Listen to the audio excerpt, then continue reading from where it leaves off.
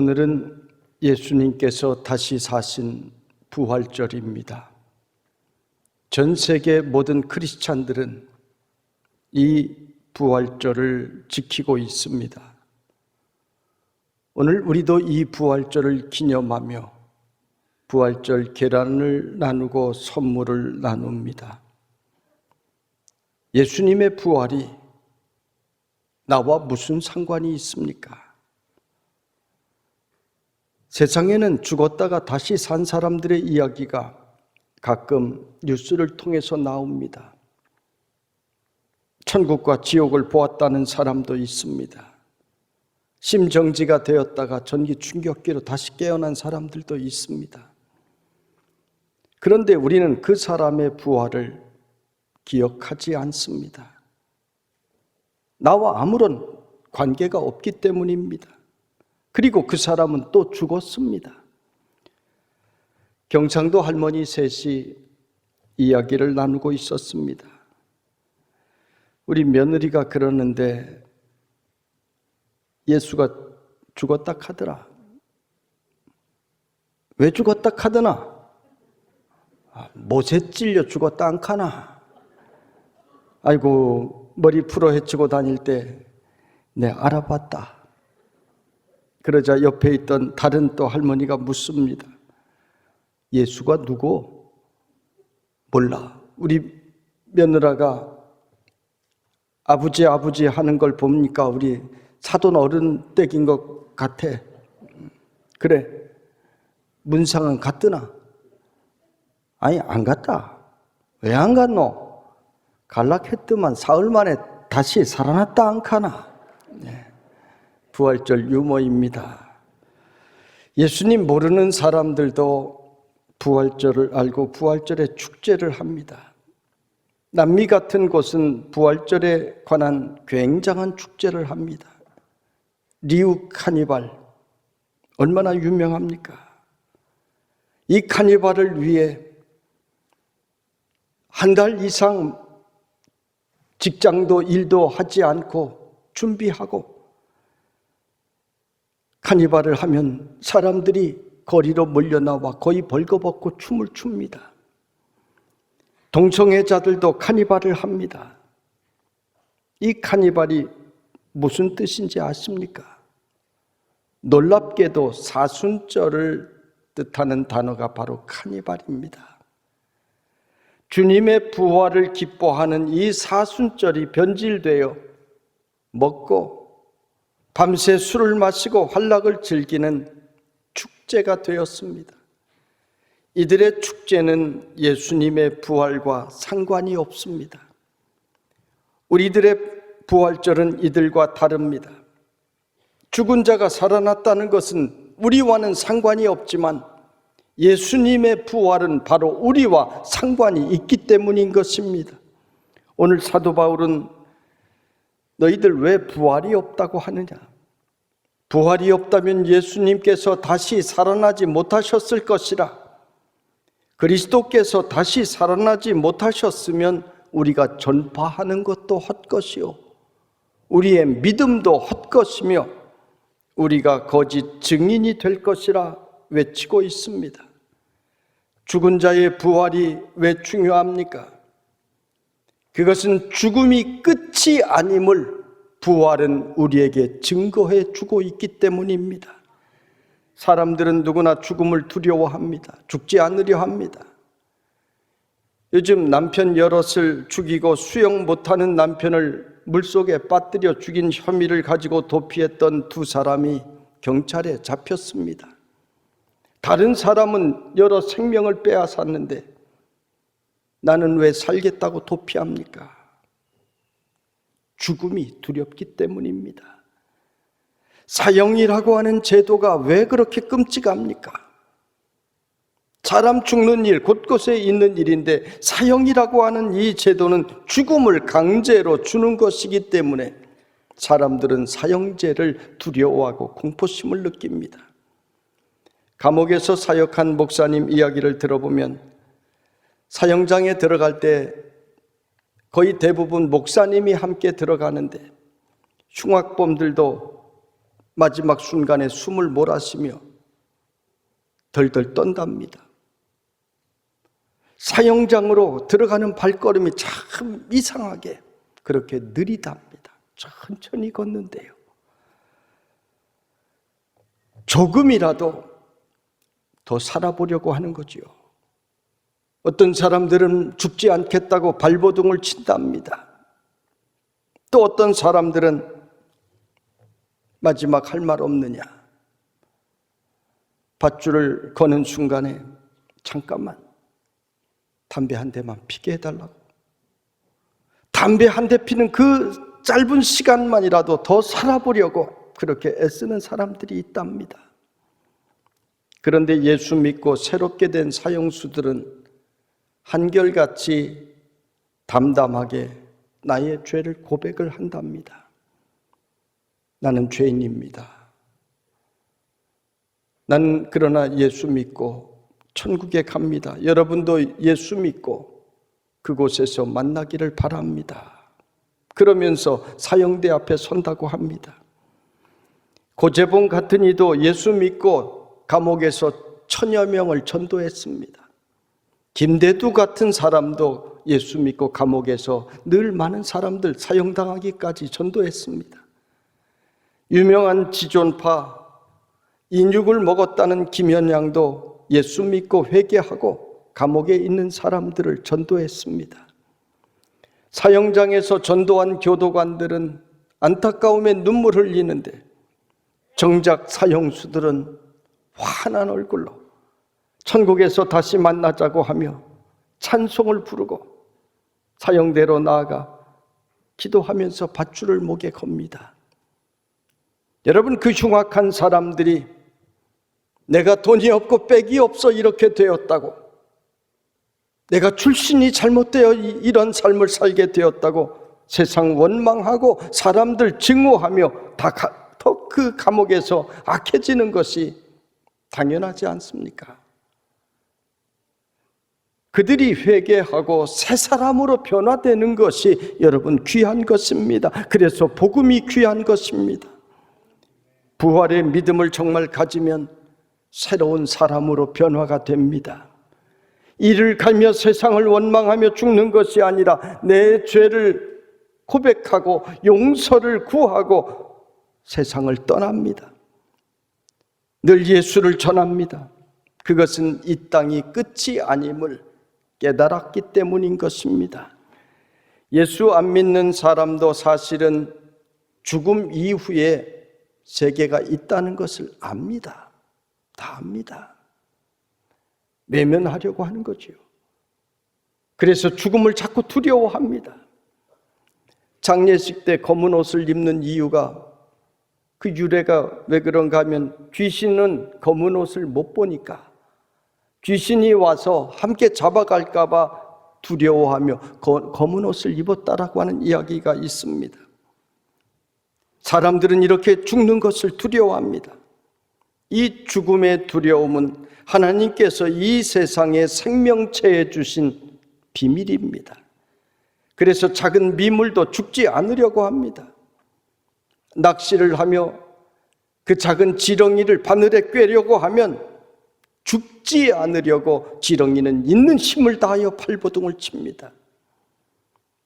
작은 설치류도 적을 만나면 두려움에 벌벌벌 떱니다. 무슨 두려움입니까? 죽음에 대한 두려움입니다. 지구상의 어떤 생물도 죽음 앞에서 담대한 것은 저는 한 번도 보지 못했습니다. 사람도 마찬가지입니다. 사람의 마음속에는 누구나 다 죽음에 대한 두려움이 있습니다. 사실 예수 믿는 사람들이 죽음에 대한 두려움이 전혀 없다면 그것은 거짓말일 것입니다. 저로부터 시작해서 모두가 다 두려움이 있지만 우리는 그 두려움을 부활의 소망으로 이겨내는 것입니다. 죽음에 대한 두려움보다 부활의 소망이 훨씬 더 크기 때문입니다.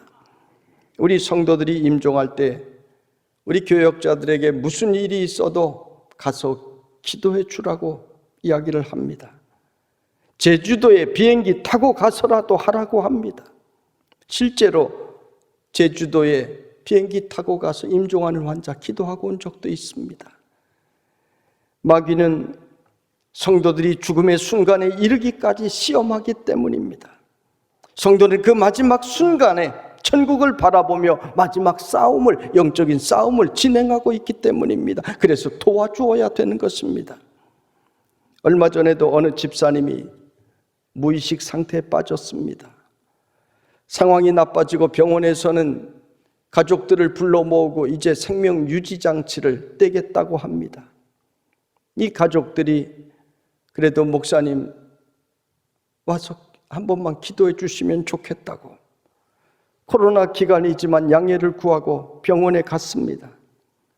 제가 그 집사님의 머리에 손을 얹고 기도하는 순간 이분이 눈을 떴습니다. 가족들은 눈을 떴다고 좋아하는데 사실은 이분이 주의 종을 기다리고 있었구나 하는 마음에 가슴이 뭉클했습니다. 그리고 그날 얼마 지나지 않아 세상을 떠났습니다. 여러분, 성도들에게도 죽음의 순간이 중요합니다. 학자들에 의하면 죽음에 이를 때 인간의 감각 가운데 맨 마지막까지 남아있는 것이 청각이라고 이야기를 합니다. 학계의 정설입니다.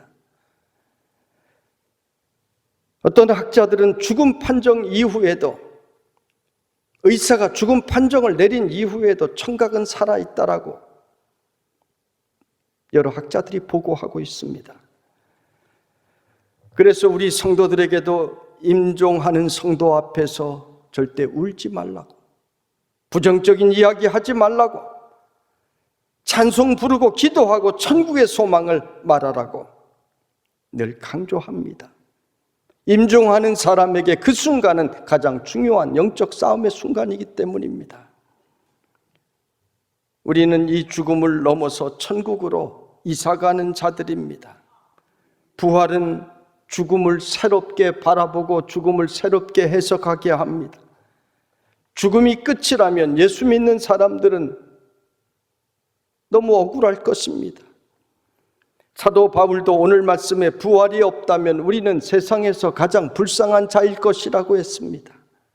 예수 믿기 때문에 때로는 인생의 즐거움도 포기하고 예수 믿기 때문에 나를 희생하여 남을 위해 헌신도 했습니다. 남 속이지 않기 위해서 내가 손해도 많이 보았습니다. 복음 전하느라 쉴 시간에 수고도 했습니다. 그런데 죽음이 모든 것 끝이라면 이것은 너무나 허무하고 억울할 것입니다. 오늘 사도 바울은 부활이 없다면 우리의 믿음도, 우리의 전파하는 것도 다 헛것이 될 것이라 말씀합니다. 이 말이 무슨 뜻입니까? 이 말은 절대 헛것이 아니라는 말입니다. 부활이 분명히 있다라고 하는 말입니다. 여러분, 부활을 어떻게 믿습니까? 사실은 우리가 부활을 본 사람은 이 땅에 한 사람도 없습니다. 경험한 사람도 없습니다. 그런데 어떻게 믿습니까? 성령님께서 내 안에 임하시면 저절로 믿어지는 것입니다. 예수 아무리 오래 믿어도 성령님께서 내 안에 역사하시지 않으면 부활이 믿어지지 않아요. 그게 어떻게 믿어집니까? 안 믿어지는 거예요. 그러나 성령님이 내 안에 역사하는 순간 내 죄가 보여지고 감동과 감격이 되고 저절로 믿어지는 것입니다. 그래서 신앙은 체험입니다. 이어령 박사 같은 사람이 그토록 예수 안 믿고 불신적인 글을 써내다가 체험한 다음에 그는 전도자가 되지 않았습니까? 여러분, 체험 없는 신앙은 없습니다. 혹시 이 자리에 체험 없는 신자가 있습니까? 하나님의 말씀을 아멘으로 응답하십시오. 내 자아를 온전히 하나님께 맡기십시오. 그러면 하나님은 여러분을 찾아와 주십니다. 믿는 사람이 어떤 것은 받아들이고 어떤 것은 선택하여 받아들이지 않고 하는 것은 그것은 내 생각, 내 선택을 믿는 것이지 그것은 말씀 믿는 것이 아닙니다. 말씀을 전적으로 믿으면 그 말씀이 그 다음에 여러분의 영혼에 역사합니다. 거듭남의 변화가 일어나는 것입니다.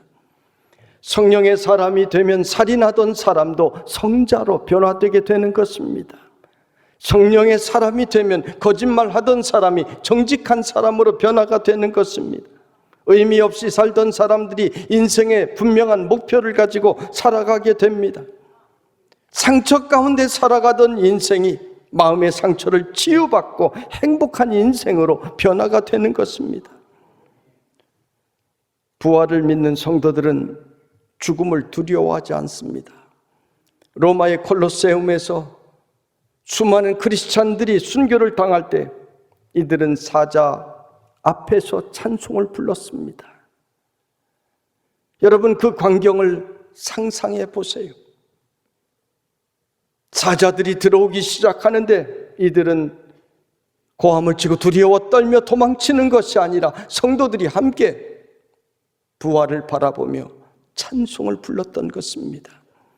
우리나라 일제강점기에 고문을 당하면서도 예수 안 믿겠다고 하면 내보내 주겠다고 해도 포기하지 않고 예수 믿은 것은 부활의 신앙이 분명했기 때문인 것입니다. 공산당 치하에서 공산당이 너 예수 안 믿는다고 한 번만 말하면 살려주겠다고 할 때 성도들은 예수님 나는 믿는다고 고백하며 순교를 당했습니다. 어린아이들도 그랬습니다. 여러분, 이것은 신념이 아닙니다. 부활의 신앙이 그 속에 분명히 있었기 때문에 이렇게 고백할 수 있었던 것입니다. 부활의 신앙이 있는 사람은 죽음에 대해 두려워하지 않을 뿐만이 아니라 이 세상 권세에 대해서도 두려워하지 않습니다. 그래서 진짜 크리스찬은 비겁하게 살지 않습니다. 불의하게 살지 않습니다. 오늘 한국교회가 희미해진 것은, 때로는 세상 사람들의 손가락질 받는 것은 크리스찬들에게 이 부활의 신앙이 희미해졌기 때문인 것입니다. 지금 사는 세상이 너무 좋아서, 즐길 일들도 많고 하고 싶은 일들이 너무 많아서 죽음 이후를 그만 잊어버리고 희미하게 바라보기 때문에 한국교회가 이렇게 어려움을 겪게 된 것입니다. 예수님께서 종말의 비유를 해주신 그대로의 모습들이 우리 가운데 나타나고 있습니다. 진짜 신앙은 부활의 신앙입니다. 부활의 신앙이 있는 사람은 헛된 것에 연연해하지 않습니다. 죄인의 길에 서지 않습니다. 주님께서 언제 나를 부르실지 모르는데 내가 매일 준비하는 삶을 살아야 되는데 헛된 것을 바라보며 딴 데 보며 살 수 없기 때문입니다. 오늘 말씀에 예수님은 부활의 첫 열매가 되셨다고 했습니다. 성경에서 첫 열매란 모든 열매를 대표한다는 의미를 가지고 있습니다. 구약의 율법을 보면 첫 번째 열매를 드림으로 전체를 하나님께 드렸다라고 하는 유대인의 감사 방식의 표현입니다.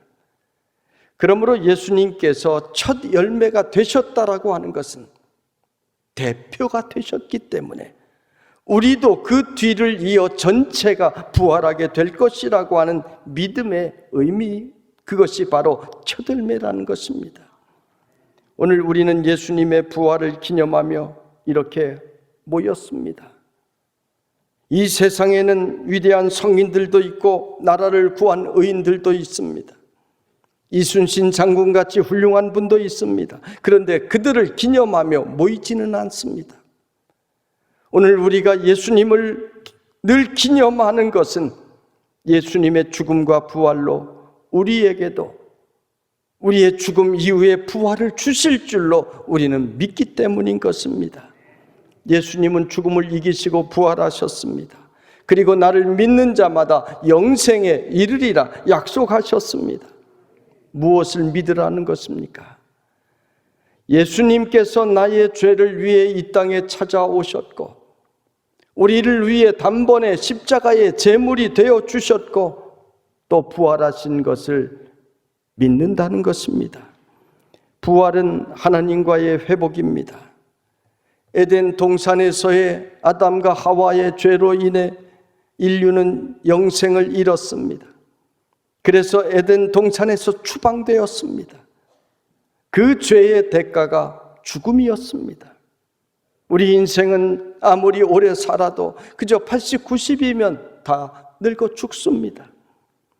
그러나 주님을 믿는 자는 그 죽음 이후에 다시 영원한 생명의 나라로 나아가게 되는 것입니다. 그것이 바로 에덴 동산으로의 회복입니다. 거기서 우리는 영원히 하나님을 찬미하며 살게 될 것입니다. 찬송가 235장에 보아라 즐거운 우리 집, 밝고도 거룩한 천국에 거룩한 백성들 거기서 영원히 영광에 살겠네. 거기서 기쁘고 즐거운 집에서 거기서 영원히 영광에 살겠네. 할렐루야. 사랑하는 성도 여러분, 우리는 이 땅에 발을 딛고 살지만 천국을 바라보고 사는 성도들입니다. 그래서 우리에게는 늘 소망이 있습니다. 우리는 절망하지 않습니다. 죄의 길을 걷지 않습니다. 하나님의 영광을 위하여 살아갑니다. 우리는 모두가 곧 이사갈 것이기 때문입니다. 지금보다 비교할 수 없을 정도로 좋은 집으로 새 집을 사서 이사가는 그 사실을 분명히 아는 집주인은 지금 살고 있는 낡은 집에 미련을 두지 않습니다. 지금 살고 있는 집에 치장하지 않습니다. 준비를 해도 이사갈 새로운 집에 준비를 하게 됩니다. 내가 곧 갈 것을 분명히 알기 때문입니다. 사랑하는 성도 여러분, 우리는 이 세상을 떠나 천국으로 갈 것을 분명히 압니다. 그러므로 늘 천국을 바라보고 이삿짐을 준비하는 성도들이 되시기를 주님의 이름으로 축원합니다.